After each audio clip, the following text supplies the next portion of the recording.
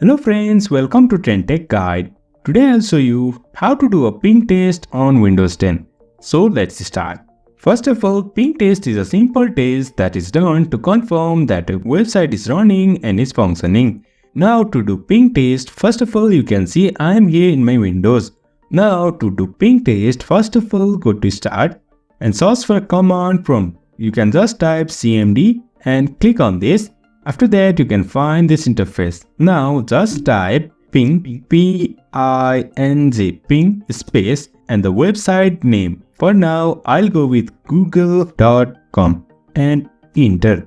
And after that, you can see my system is pinging to Google. You can see I have already got the reply from Google. 1, 2, 3, 4. 4 packets were sent from my computer and I have received 4 packets from Google server.